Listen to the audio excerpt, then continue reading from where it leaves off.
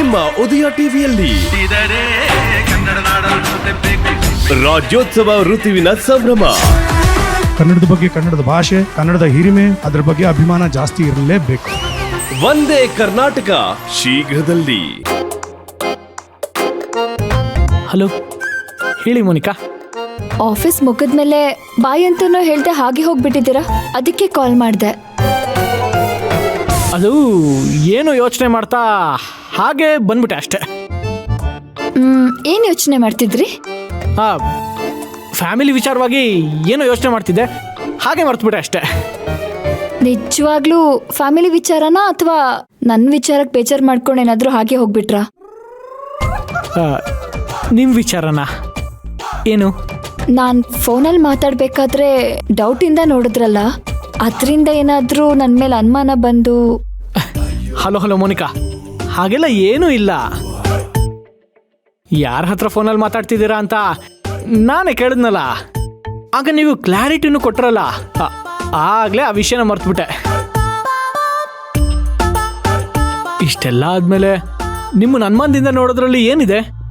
ಹಾಗಾದ್ರೆ ನಿಜವಾಗ್ಲೂ ನೀವು ನನ್ನ ಮೇಲೆ ಅನುಮಾನ ಪಡ್ತಾ ಇಲ್ವಾ? ಇಲ್ಲ ಮೋನಿಕಾ,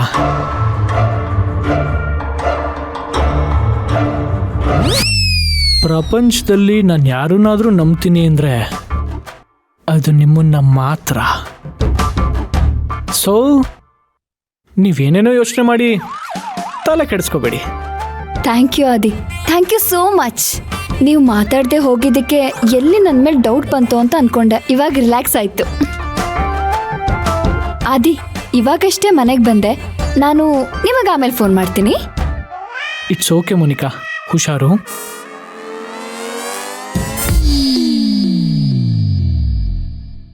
ನನಗೀಗ ನಿಜವಾಗ್ಲೂ ರಿಲ್ಯಾಕ್ಸ್ ಆಯಿತು.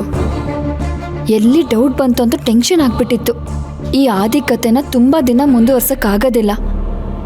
ಆದಷ್ಟು ಬೇಗ ಇದಕ್ಕೊಂದು ಫುಲ್ ಸ್ಟಾಪ್ ಇಡಲೇಬೇಕು. ಮಲ್ಲಿಕಾ ಮೇಡಮ್ ಹೇಳ್ದಾಗೆ ಕಾವೇರಿ ಮದುವೆ ರಹಸ್ಯನ ತಿಳ್ಕೊಳ್ಳೇಬೇಕು. ತಿಳ್ಕೊತೀನಿ.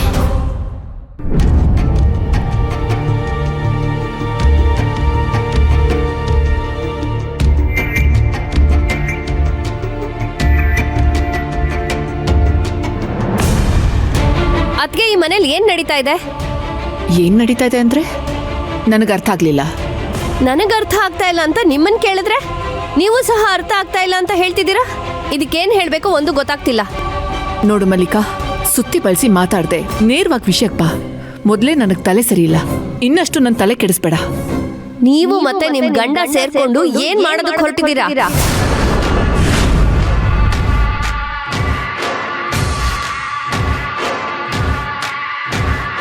Mallika, what you mean? ನಾವೇನ್ ಮಾಡಕ್ ಹೊರಟಿದೀವಿ? ಯಾರು ನಿನಗೇನ್ ಹೇಳಿದ್ರು? ಯಾಕೆ ಈ ರೀತಿ ಎಲ್ಲ ಕೇಳ್ತಾ ಇದ್ಯಾ? ಯಾರು ನನಗೇನು ಹೇಳಲಿಲ್ಲ. ಬೆಳಗ್ಗೆಯಿಂದ ನಡೀತಿರೋದನ್ನೆಲ್ಲ ನೋಡ್ತಿದ್ರೆ ನನಗೆ ಅನುಮಾನ ಬರ್ತಾ ಇದೆ. ಯಾವ್ದನ್ನ ನೋಡಿ ಅನುಮಾನ ಬರ್ತಾ ಇದೆ? ಬೆಳಗ್ಗೆಯಿಂದ ಬದಲಾಗಿರೋ ನಿಮ್ಮ ಮತ್ತೆ ನಿಮ್ ಗಂಡನ ಮುಖ. ನೀವಿಬ್ರು ಎಷ್ಟು ಟೆನ್ಷನ್ ಆಗಿದ್ದೀರಾ ಅಂತ ಅದ್ರಲ್ಲೇ ಗೊತ್ತಾಗ್ತಾ ಇತ್ತು. ಅದು ಅಲ್ಲದೆ ಇಷ್ಟೊತ್ತಾದ್ರೂ ಬೆಳಗ್ಗೆನೆ ಹೊರಟ ಕಾವೇರಿ ಇನ್ನೂ ಆಫೀಸ್ಗೆ ರೀಚೇ ಆಗಿಲ್ಲ.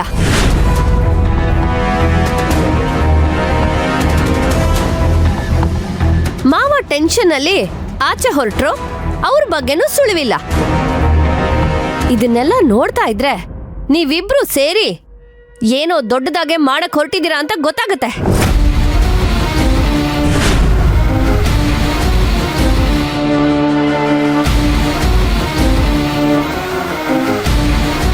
ಅಕ್ಕ, ಏನೇ ಇದ್ರು ಓಪನ್ ಆಗಿ ಹೇಳು. ನೀನು ಹೇಳ್ಕೊಂಡ್ರೆ ತಾನೇ ನಮ್ಗೆ ಗೊತ್ತಾಗೋದು. ನಿನ್ನ ಟೆನ್ಷನಲ್ಲಿ ನೋಡೋದಕ್ಕೆ ನನಗೆ ಇಷ್ಟ ಇಲ್ಲ, ತುಂಬ ಕಷ್ಟ ಆಗುತ್ತೆ. ಕಾವೇರಿಗೆ ಬುದ್ಧಿ ಕಲ್ಸಕ್ಕೆ ಹೊರಟಿದ್ದೀರಾ ಅಂದರೆ ಅದಕ್ಕೆ ನಮ್ಮ ಸಪೋರ್ಟು ಇದೆ. ನಾವೇನಾದರೂ ಮಾಡಬೇಕು ಅಂದರೆ ಹೇಳು, ನಾವು ಮಾಡ್ತೀವಿ. ಆ ರೀತಿಯೆಲ್ಲ ಏನೂ ಇಲ್ಲ. ನೀವೇ ಸುಮ್ಮನೆ ಹುಚ್ಚುಚ್ಚಾಗಿ ಏನೇನೋ ಕಲ್ಪಿಸ್ಕೊಂಡು ಮಾತಾಡಬೇಡಿ. ಏನೂ ಇಲ್ಲ ಅಂದಮೇಲೆ ನಿಮ್ ಗಂಡ ಯಾಕೆ ಆಫೀಸಿಂದ ಟೆನ್ಷನ್ ಇಂದ ಹೊರಟ್ರು? ನೀವು ಯಾಕೆ ಇಷ್ಟೊಂದು ಟೆನ್ಷನ್ ಆಗಿದ್ದೀರಾ?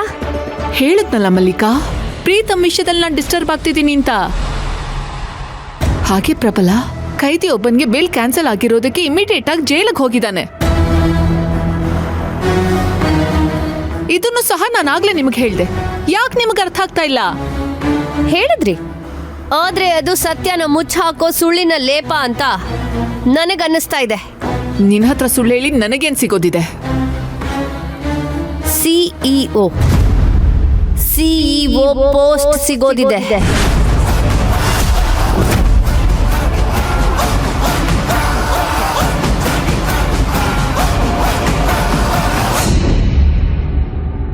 ಮಲ್ಲಿಕಾ, ಏನ್ ಮಾತಾಡ್ತಿದ್ಯಾ ನೀನು?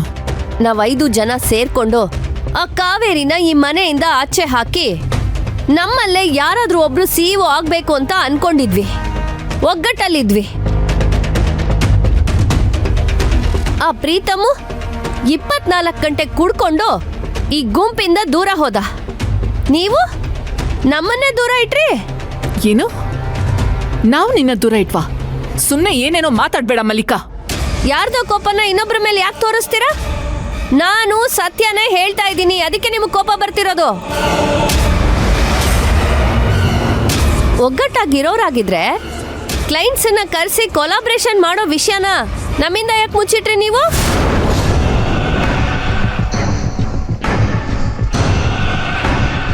ಯಾಕೆ ಅಂತ ನಾನು ಹೇಳ? ಮಾವನ್ ಮುಂದೆ ನೀವು ಒಳ್ಳೆಯವರಾಗಿ ನೀವು ಸಿಇಒ ಆಗೋದಕ್ಕೆ. Mallika, stop it. ತುಂಬಾ ಅತಿಯಾಗಿ ಮಾತಾಡ್ತಾ ಇದ್ಯಾ.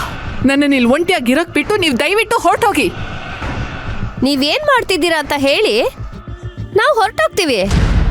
ನಾನು ಏನು ಮಾಡ್ತಿಲ್ಲ. ಕಿರ್ಚಿದ ತಕ್ಷಣ ಸುಳ್ಳು ಸತ್ಯ ಆಗೋದಿಲ್ಲ.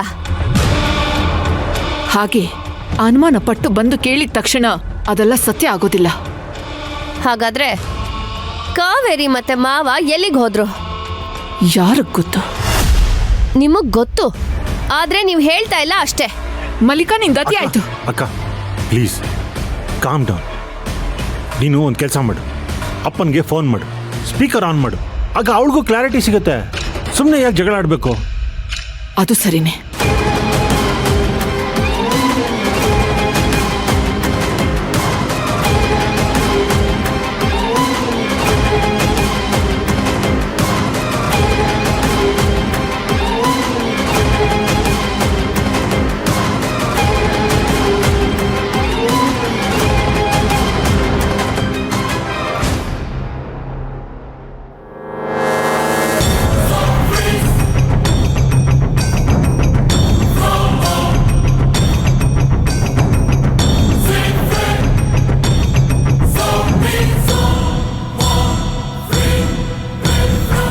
ಏನು ಮಾಡೋದೀಗ? ಕಾವೇರಿ ಕಣ್ಬಿಟ್ಟು ಅನುಮಾನ ಪಟ್ಟರೆ ಕಷ್ಟ. ಆ ಅನುಮಾನ ನನ್ನವ್ರಿಗೂ ಬಂದರೆ ಇನ್ನೂ ಕಷ್ಟ. ಹೇಗಾದರೂ ಮಾಡಿ ಪರ್ಮನೆಂಟಾಗಿ ಕಣ್ಮುಚ್ಚಿಸ್ಬೇಕು.